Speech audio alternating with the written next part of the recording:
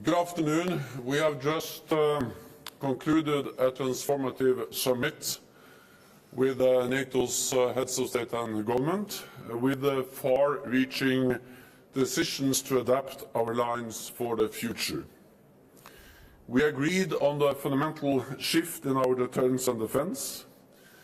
We agreed to invite Finland and Sweden to join our alliance, and we agreed on long-term support for Ukraine. We agreed NATO's new strategic concept. We agreed to step up in the fight against climate change and to establish a new 1 billion innovation fund. We agreed to invest more in NATO and to increase NATO's common funded budgets.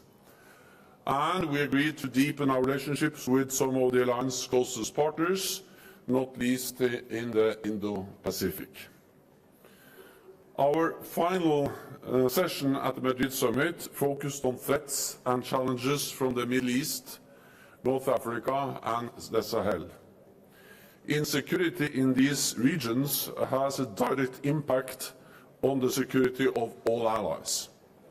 And our new strategic concept identifies terrorism as one of the main threats to our security. Today, we reviewed our progress in the fight against terrorism in all its forms and manifestations. And we reconfirmed our commitment to continue the fight with determination and solidarity, including through intelligence sharing and support for our partners. NATO's training mission in Iraq is helping to prevent the return of ISIS. For the first time, we have just agreed a defence capacity building package for Mauritania, helping to address border security, irregular migration and terrorism. We have also agreed additional capacity building support for Tunisia and to continue supporting Jordan. We also addressed the global food crisis, which is a direct result of Russia's invasion of Ukraine. The impact is severe, including on some of the world's most vulnerable people.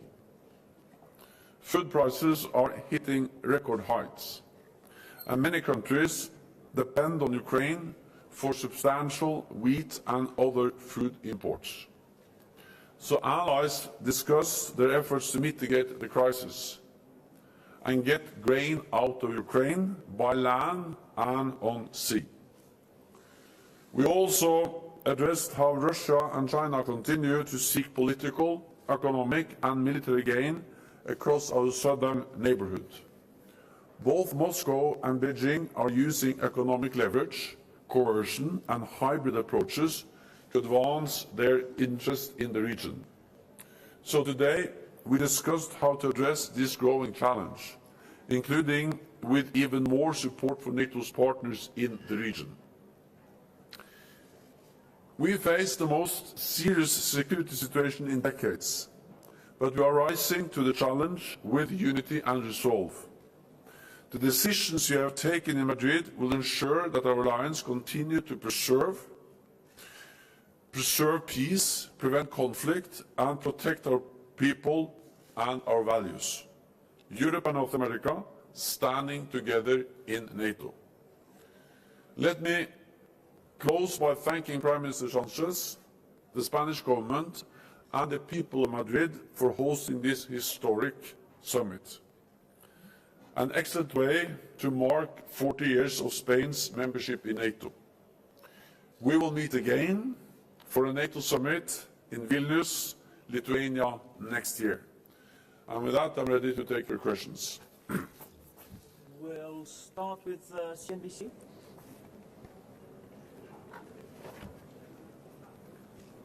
Secretary General Hadley Gamble with CNBC News.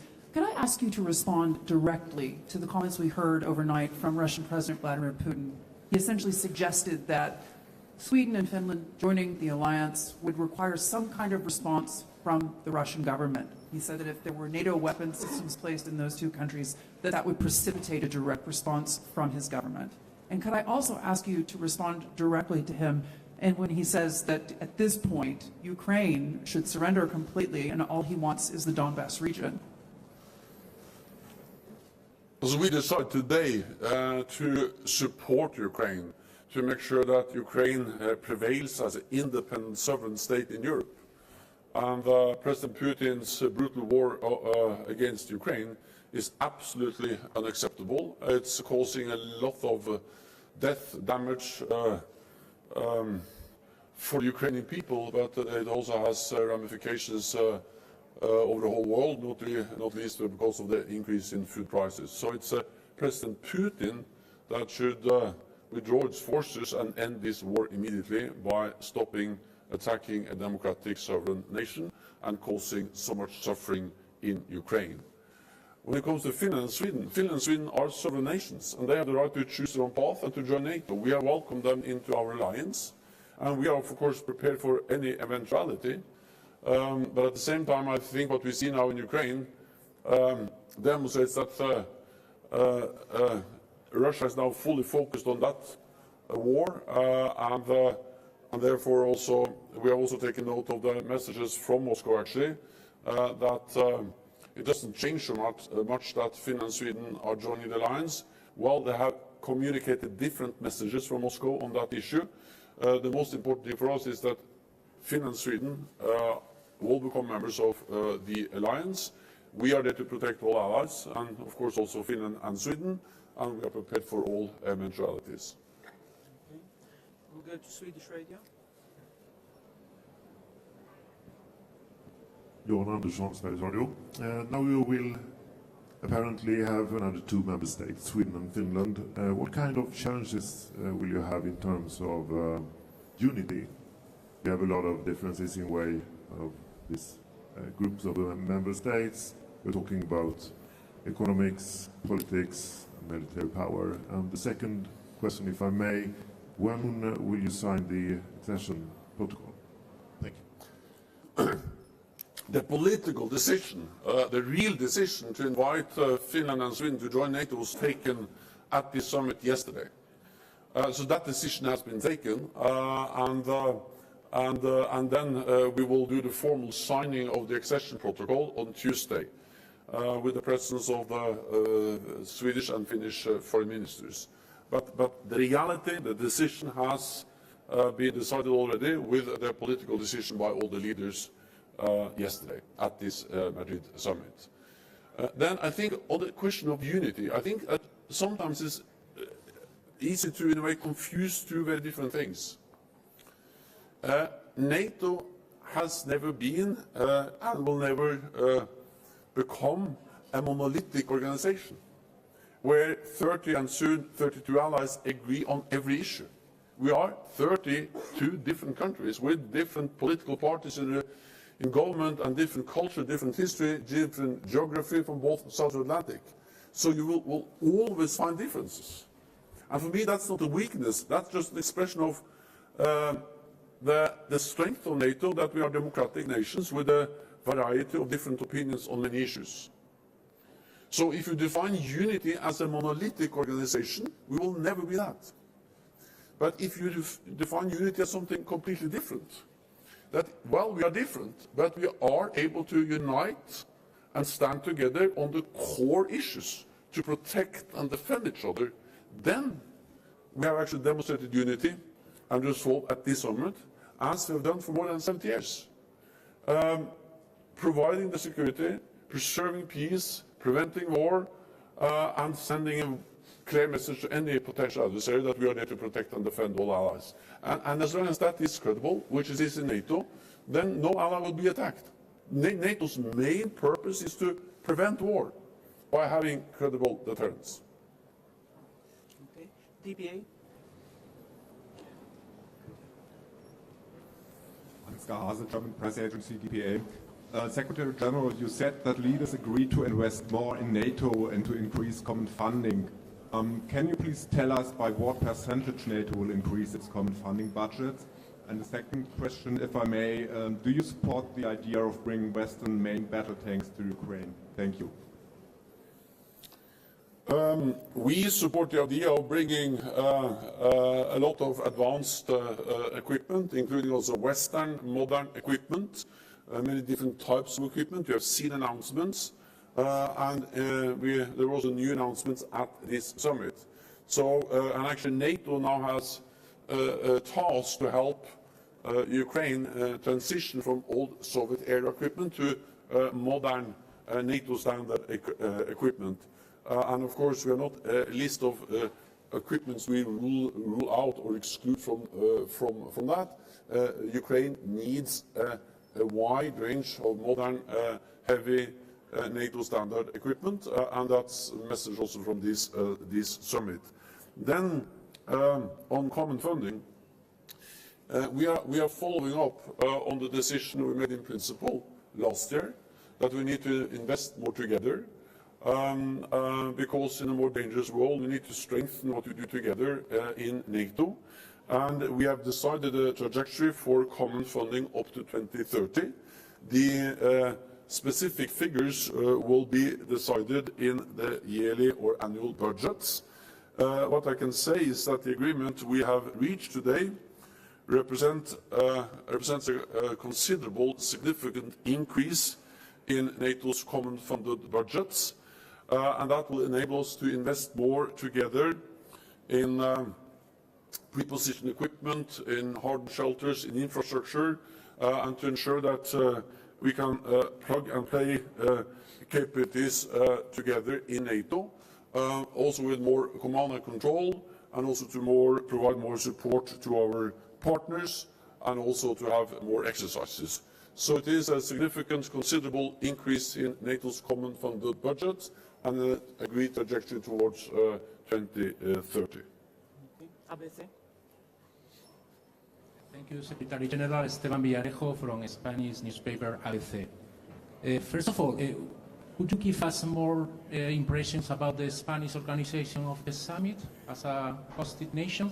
And secondly, could you clarify if NATO's position regarding Ceuta and Melilla, the two autonomous cities of Spain, has changed anything after the new strategic concept? Above all, regarding to the Article 5. Thank you very much. The hosting by the Spanish government of this summit has been perfect, impeccable, excellent. And all allies expressed their gratitude to Spain for hosting us in Madrid, a beautiful city, at the Royal Palace and at the Prado Museum, and then at this conference here, where all the facilities have been in place, and actually provided the best possible framework for a historic NATO summit. A summit that has taken transformative decisions for our alliance. We have the new Madrid NATO strategic concept, and we have all the other decisions. So we are extremely grateful to the Spanish government, to Pedro Sánchez, the Prime Minister, and the people of Madrid in the way you have hosted us. And also, I think it demonstrates that Spain is really a highly valued and important NATO ally, and it's a very good way for Spain to celebrate, to mark the 40th anniversary of your membership. On which territories NATO protects and Santa Maria, well, NATO is there to protect all allies against any threat. At the end of the day, it will always be a political decision to invoke Article 5, but rest assured, NATO is there to protect and defend all allies. Politico. Thanks very much. David Herzenhorn with Politico Europe. Secretary General, throughout the summit and in the strategic concept, we hear echoes of the Cold War. But of course, the nuclear non-proliferation architecture has fallen away. We have unprecedented numbers of troops on the eastern flank, a hot war, not a cold war, in Ukraine. Has the world entered an era that is even more dangerous than the Cold War? And based on your discussions with leaders, do you have a sense that there's consensus and unity around what are the red lines that Russia must not cross to avoid a direct conflict with NATO? We live in a more dangerous world, and we live in a more unpredictable world, and we live in a world where we have actually a hot war going on in Europe, with the large-scale military operations we haven't seen in Europe since the Second World War. And of course, this is imposing suffering on the Ukrainian people, and we see it every day, and we pay tribute to their courage, to their bravery, and we also convey that message to President Zelensky when he addressed the summit. At the same time, we also know that this can get worse, because if this becomes a full-scale war between Russia and NATO, then we will see suffering, damage, death, destruction at a scale which is much, much worse than what we see in Ukraine today. And therefore, NATO fundamentally has two tasks. One is to provide support to Ukraine. NATO and NATO allies provide unprecedented support to Ukraine. We are stepping up, and we agreed the package at this summit. But we also have a core responsibility, of course, to prevent escalation beyond Ukraine. And that's the reason why NATO is not part of the conflict on the ground. We support our highly valued partner, Ukraine, but we're not part of the conflict. And also why we have so significantly increased our presence in the eastern part of the alliance with more than 40,000 troops under direct NATO command, to remove any room for miscalculation, misunderstanding in Moscow about our readiness to protect every inch of NATO territory. And that's NATO's core responsibility, to make sure that there is no misunderstanding in the minds of any adversary, that if they do anything like what Russia has done to Georgia in 2008 or Ukraine now, that will trigger the full response from the whole alliance. And that's the main message. And that is credible, and that's the reason why we are preventing attack and preserving peace for NATO allies, close to 1 billion people. The last question will go to Deutsche Welle NPR. Hi, thank you. Terry Schultz with Deutsche Welle. Mr. Secretary General, you said that allies had spoken about how to help mitigate food insecurity and the spreading of hunger, but what did they decide? Is this NATO's role, and what can you do? And could you also address these reports that the Russians have left, for whatever reasons, Snake Island? Will this help free up shipping routes? Thank you. So NATO allies, so first of all, I think it's important that NATO allies meet and coordinate and discuss and exchange views and compare notes on the different efforts that NATO allies are involved in to try to get more grain out of Ukraine, to get food out of Ukraine. Second, it's also important just to convey the message that, contrary to what President Putin and actually also China now are telling the world through different disinformation campaigns, this food crisis is not caused by NATO sanctions. It's caused by President Putin's war. And the best way to end the food crisis is to end the war. And President Putin can end the war tomorrow by withdrawing his forces. Then different allies are involved in different ways. Turkey plays a key role in trying to facilitate some kind of agreement. Also Greece announced that they are ready to make available ships to get grain out of Ukraine. And other allies are involved in different diplomatic efforts to get some kind of agreement to allow ships to sail with food, wheat over the Black Sea. Then Lithuania, other countries also updated us on their efforts to, Romania and other countries updated us on their efforts to expand the on-land capacity by railway to transport more food on land. It's very hard to compensate fully what we can transport by ships, but on land is also a way, and several NATO allies are engaged in that. And of course, NATO's role is to protect and defend allies, and to ensure and to create a space for them to operate, and that's what we do. Thank you very much. This concludes the last press conference of the Secretary General for the summit. Thank you so much. Thank you so much. Great to have you here, you all here at this summit. Thank you.